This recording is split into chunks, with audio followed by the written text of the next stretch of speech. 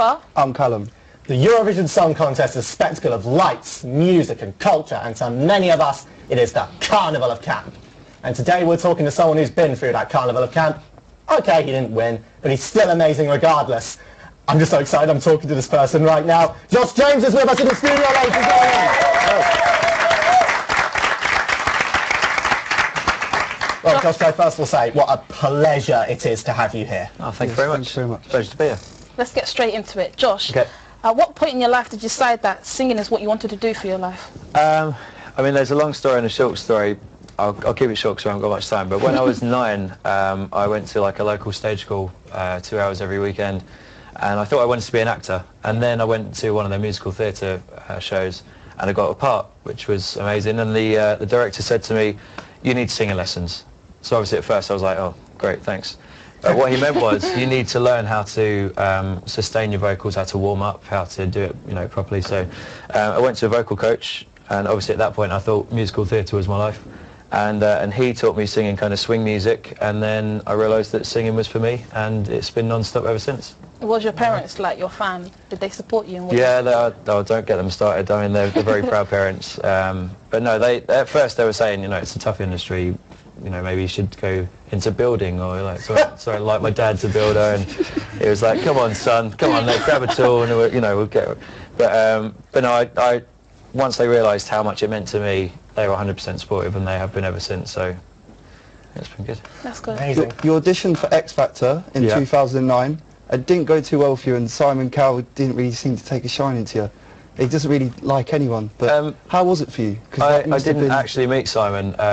I sort of went for it, and then I realised that halfway through, I mean, I sat in between Jedwards, so, you know, that's for good. And then I saw him at Eurovision again the year after, but we don't talk about that. And yeah, so I actually went for the audition, and then halfway through I was kind of wondering, is it for me? And I kind of, my heart wasn't in it at that point, and luckily the year after, like, Eurovision just seemed so right.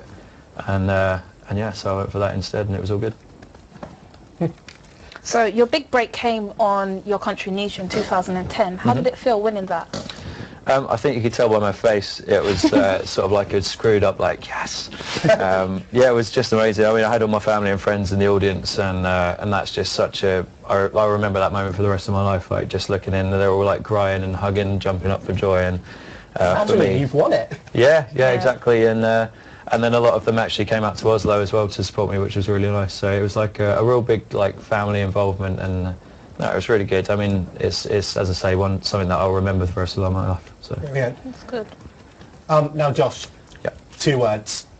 Pete Waterman. I thought you were going to say Neil Poir. I didn't even get that. But how did it feel when, you know, singing a song written by someone as legendary as Pete Waterman? How did that feel? It was, you know, when I was 19, when I did it, it was the biggest thing that I'd ever done. And to be fair, it still is. And Pete Waterman, you know, everybody knew him, and well, they do now. So it was very exciting. I got to go to like the studio. Well, I went to 2. I went to one at County Hall in London, and then I went to Mike Stock's studio. He's got like a 19-hole golf course in his back garden. Really? His wallpaper are like gold plates, like gold vinyls and stuff. So yeah, it was quite immense. And then I got the song, and it was like, oh, okay. Well, of course, that song was "That Sounds Good to Me." Yeah. And it didn't sound good to anyone. Just as Jen said, it sounded good. Well, Jen said it sounded good to her. So, but there was. I actually liked it. Did you? Yeah. Oh, well. But there was a very negative reaction when the song was released. A lot of people saying nasty things about it. Did that affect your confidence at all, or did you just sort of like shrug off and just get on with what you were doing? Yeah, I mean, at the end of the day, I had a job to do, and I didn't have any choice in the matter. You know, who was I to argue with the likes of Pete Waterman and the BBC? Oh, I'm not singing that. You know, so I gave it my all. That's something my dad says, give it your all or not at all. So I did. I threw myself at it. I did the best with it that I could, but at the end of the day, they tried lots of different versions, but you can't polish a turd. So, and it showed. Well, of course you got to Eurovision, and how did that feel performing in the Telenor Arena in Oslo in front of 50,000 people in the arena and millions more watching on televisions across Europe? That must be That must be absolutely... you must be absolute ecstasy about it. I would have crumbled to pieces if I stood in front of all those people. It was honestly the quickest 3 minutes of my life. Because I don't know if you remember that, like, we were in the boxes at the beginning. Oh, yeah. And I sat in this box with the microphone, and then we heard the countdown in the monitors, and then this camera comes down, and then I looked out, and it was just like a sea of people. And from then, I might as well have passed out, because it's like all of a sudden that's it, and it's done. And you run off stage, you're like, oh, that's it then. Biggest 3 minutes of my life, and it's over. But the whole experience, like being out in Norway, we were there for 10 days, and we were treated like royalty. It was unbelievable. Like, they couldn't do enough for you, and it was just an amazing experience. And as I said, for a 19-year-old guy to represent his country as well, it's just absolutely incredible. And but yeah, the whole thing. I mean, if you haven't been to a Eurovision event, I highly recommend it. It's like completely different to anything you've ever experienced before. I still want to try and go this year. So what to take in at 19? It was, yeah. Admittedly, sorry? Pressure? Pressure. Pressure, wow, yeah, definitely. But, you know, you live and learn, and now I realise that I did, as I say, I did the best I could, but knowing what I know now, I probably would have done a few things differently, but, you know, as I say, you live and learn, don't you? So. Yeah, well, of course, now, I just want to talk about some of the things you did after Eurovision. And one of the first things you did is you released an album of covers, the likes of The Bubble, Michael Bublé, The Boxer, Billy Joel, and the Sparrow, Sam Sparrow. Yeah, sorry, that was a poor attempt at a nickname.